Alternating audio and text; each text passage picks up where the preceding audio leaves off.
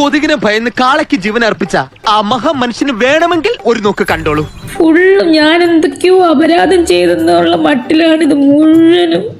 എല്ലാവർക്കും അറിയാവുന്ന കാര്യമാണ്. ഒരു കണ്ടന്റ് ആണ് രേണുസുതി. എന്താ രാമേന്ദ്ര പ്രശ്നം?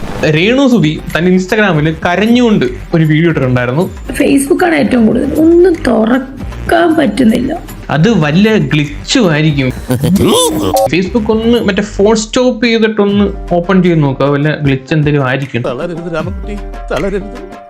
കലാകാരനല്ലാത്തവരെ സമൂഹം അംഗീകരിക്കില്ല. കണ്ടന്റ് ഓളികൾക്ക് രേണുസുതി വിത്ത് അല്ലെങ്കിൽ എബോവ് രേണുസുതി, ഈ രേണുസുതി എന്നുള്ള കണ്ടന്റ് മാത്രമേ ഉള്ളൂ അവർക്ക്. അതിന് വളം വെച്ച് കൊടുക്കുന്ന ആരാ? രേണു ആണ് അതിന് വളം വെച്ച് കൊടുക്കുന്നത്. നിനക്കതൊക്കെ എങ്ങനെയാ സാധിക്കുന്നത്? രേണു തന്നെ പലപ്പോഴായിട്ട് വന്ന് പറയുന്നുണ്ട്, ഞാൻ ആവശ്യത്തിലധികം കണ്ടന്റ് ഒക്കെ നിനക്ക് തരുന്നില്ലേടാന്ന്. അപ്പം രേണുസുതിക്ക് അത് ആവശ്യമാണ്. തന്റെ കണ്ടന്റ് ചർച്ചാ വിഷയമാകണം. അതുകൊണ്ടാണല്ലോ ഈ കാട്ടായങ്ങളും കോമാളിത്തരങ്ങളും അപരാധങ്ങളും ഈ സോഷ്യൽ മീഡിയ കടന്ന് കാട്ടിക്കൂട്ടുന്നത്. ഇവരുടെ ഈ അപരാധം കാണുമ്പോൾ ജനങ്ങൾ പറയാൻ ആഗ്രഹിക്കുന്ന കാര്യങ്ങൾ ഏതെങ്കിലും ഒരുത്തം വന്ന് വീഡിയോ ഇട്ട് സംസാരിക്കുമ്പോൾ അവർക്കത് റിലേറ്റ് ചെയ്യാൻ പറ്റും. നാല് ഞാൻ പറയാനിരുന്നതാണ്, അവൻ പറഞ്ഞല്ലോ. വേൾഡിൽ ഇതുപോലെ ഒന്നേ ഉള്ളൂ. ഇവളെ ഉണ്ടാക്കിയ ശേഷം പടച്ചോനെ അച്ഛൻ ഉടച്ചു കളഞ്ഞു. ഫുള്ളും ഞാൻ എന്തൊക്കെയോ അപരാധം ചെയ്തെന്നുള്ള മട്ടിലാണ് ഇത് മുഴുവനും. എല്ലാവർക്കും അറിയാവുന്ന കാര്യമാണ്. ഒരു കണ്ടന്റ് ആണ് രേണുസുതി. വിഷമിക്കാതിരിക്കും. ഇതിലും വലുത് ഏതാണ്ട് വരായിരുന്നു. ഇങ്ങനെ തീർന്നെന്ന് കരുതിയാൽ മതി.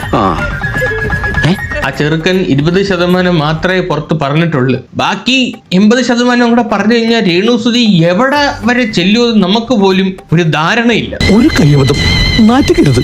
ഇനി തോന്നിയാസം പറഞ്ഞു നടന്നാലുണ്ടല്ലോ നാട്ടിലടിച്ചാൻ സൂപ്പാക്കും. ഈ ഒരു വീഡിയോ ഞാൻ ഇട്ട് കഴിഞ്ഞ് ഇത് ആഘോഷിക്കാൻ ആൾക്കാർ കാണും ഇഷ്ടം പോലെ. അവള് കള്ളക്കരച്ചിലുമായിട്ട് ഇറങ്ങി, അവള് മുതലക്കരച്ചിലുമായിട്ട് ഇറങ്ങി. സാരില്ലടാ, നീ എവിടെ പരിപാടി അവതരിപ്പിച്ചാലും ഇത് തന്നെയാണല്ലോ അതിന്റെ വിധി. എനിക്ക് വേണമെങ്കിൽ ചെയ്യാം, കാരണം ഇത് കേൾക്കാതിന്റെ അപ്പുറം ഞാൻ കേട്ട്.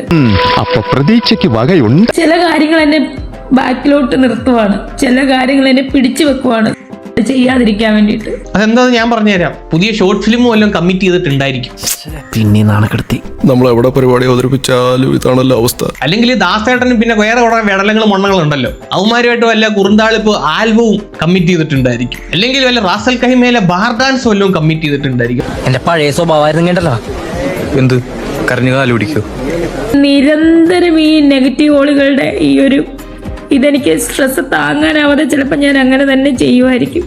അയാൾ എന്താ പറയുന്നേ? എനിക്കറിയാം എന്തോ കാര്യമായിട്ട് പറയുന്നു.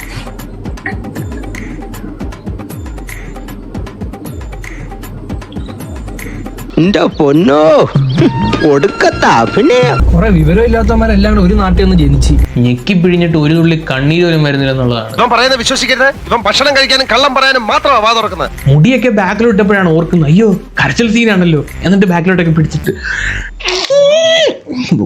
എടാ നാറി, നിനക്ക് നാണമുണ്ടോ? നിങ്ങൾ എന്തറിഞ്ഞിട്ടാണ് ഈ പരത്തെറി വിളിക്കുന്നത് എനിക്കറിയത്തില്ല.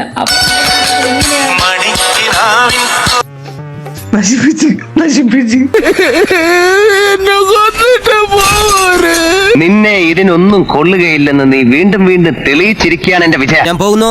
Bye bye.